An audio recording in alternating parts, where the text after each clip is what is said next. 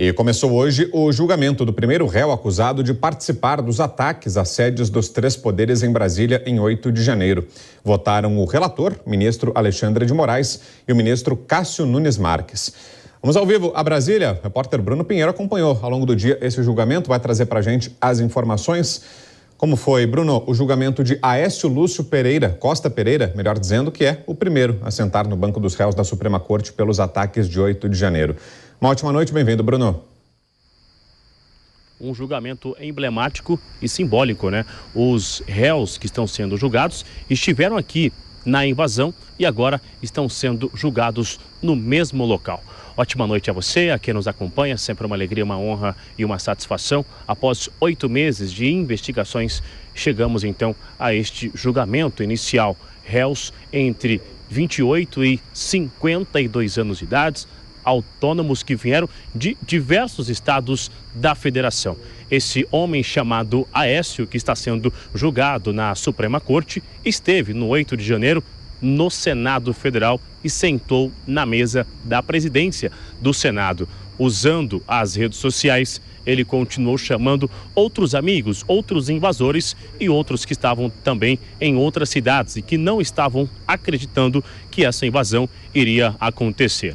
Durante a leitura do voto do ministro Alexandre de Moraes, ele utilizou imagens, áudios e vídeos e relembrou que esse réu utilizava um uniforme, uma roupa que tinha escrito uma identificação intervenção militar. De acordo com o ministro relator, além de ser réu confesso, essa roupa ajuda muito a confirmar que ele tinha o interesse de um golpe de Estado. O advogado do réu, advogado do Aécio, que é o Sebastião Coelho, fez um discurso longo e muito forte e disse que o Supremo Tribunal, que o STF não é o local ideal, o local certo para o julgamento dos atos do 8 de janeiro.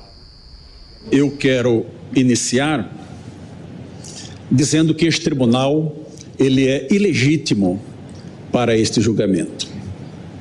A Constituição da República, em seu artigo 102, 1, letra B, narra exatamente, senhor ministro relator, quais são as autoridades, as pessoas sujeitas à jurisdição deste tribunal quando praticarem crime comum.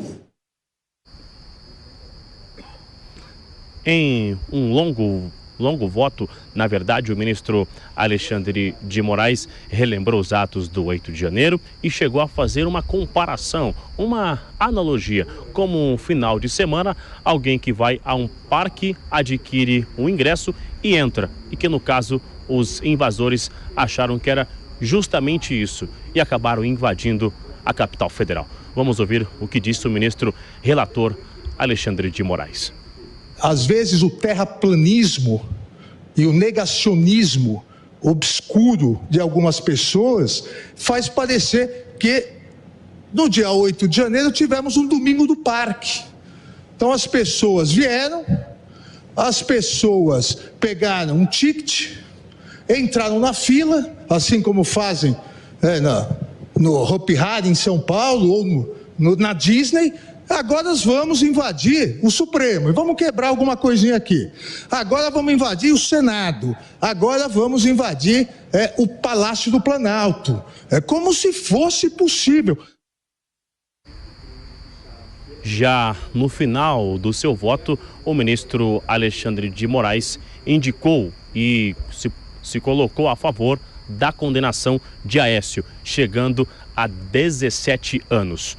De um outro lado, o ministro revisor, logo na sequência, o ministro Nunes Marques, ele não foi a favor, não acompanhou o relator no seu voto e acha que o que aconteceu, o ato do 8 de janeiro, não chegou a atingir diretamente o Estado Democrático de Direito e chegou a defender somente 2 anos de condenação do réu Aécio. Vamos ouvir. As lamentáveis manifestações ocorridas no dia 8 de janeiro de 2023, apesar da gravidade do vandalismo, não tiveram alcance de consistir em uma tentativa de abolir o Estado de Direito. Um grupo difuso e descoordenado de manifestantes, vários deles motoboys, ambulantes, vendedores, entregadores, prestadores de pequenos serviços, donas de casa, aposentados, não teria qualquer condição de atuar no sentido da consecução desse crime.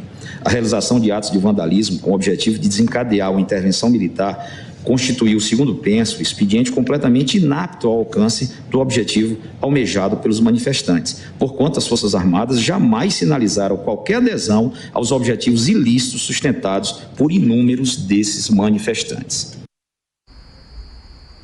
O julgamento está suspenso nesta quarta-feira, será retomado amanhã, na quinta-feira, com a leitura de outros votos, os outros ministros. A partir de agora, é aguardar qual será o entendimento, se os outros ministros vão acompanhar o ministro que é o relator, Alexandre de Moraes, ou o ministro revisor, Nunes Marques. Só para finalizar, ao todo, são mais de 1.152 réus que foram denunciados e já julgados aqui na Suprema Corte. Vitor, é com você. É isso, só o início, né, Bruno, do desenrolar do desfecho, né, desse episódio do 8 de janeiro, agora no Supremo Tribunal Federal. Obrigado, por enquanto, Bruno, pelas informações e até mais tarde. Nelson Kobayashi e a Dora Kramer já estão por aqui também para analisar o início desse aguardado julgamento no STF. Vou começar com você, Koba, sua análise sobre esses dois votos proferidos hoje dos ministros Alexandre de Moraes e Nunes Marques. Boa noite, Koba. Muito boa noite, Vitor Brau, Dora Kramer, toda a audiência do Jornal Jovem Pan. Tivemos, enfim, o início dos julgamentos, o primeiro julgamento dos atos do dia 8, julgamento criminal julgado originariamente no STF, sob muitas críticas de grande parte da comunidade jurídica que entendia inicialmente que não é ali o foro adequado para se julgar um cidadão comum que não tem foro por prerrogativa de função, que não tem o chamado foro privilegiado, que não seria correto o entendimento da Suprema Corte de que ali é o foro adequado simplesmente porque foram eles os violados, né? Um dos poderes violados, um princípio estrangeiro, inclusive, que trata dessa proteção da própria Corte. Na Constituição, porém, nós não temos essa previsão. Tivemos no mérito do julgamento o que se esperava, a condenação desse primeiro réu, com duras críticas, inclusive, do ministro Alexandre de Moraes, que passam, inclusive, da parte técnica. Ele faz uma dura crítica desde o relatório, chama todo esse grupo de pessoas de turba antidemocrática, enfim, e o voto divergente do ministro Nunes Marques, que condena, mas em muito menor escala somente em relação ao dano. Não viu ele a existência de dano que pudesse abolir o Estado Democrático de Direito. Seguiu a previsão de muitos aí. Condenação pelo ministro Alexandre mais grave e uma condenação muito mais branda pelo ministro Nunes Marques. Pois é, Dora, e para além da condenação, o voto do ministro Alexandre de Moraes fica marcado justamente por isso que o Koba mencionou, né? Essa crítica acentuada que ele fez, né? Usando até analogias, falando sobre um passeio no parque, um passeio no Hopi Hari, enfim, aquilo que a gente acompanhou agora na reportagem do Bruno. Na sua opinião, Dora, foi adequado o tom do ministro nesse voto? Boa noite. Boa noite, Brown, boa noite, Koba, boa noite para todos. Perfeitamente adequado, principalmente diante do comportamento do advogado de defesa, que estava ali, na verdade, para defender a si próprio.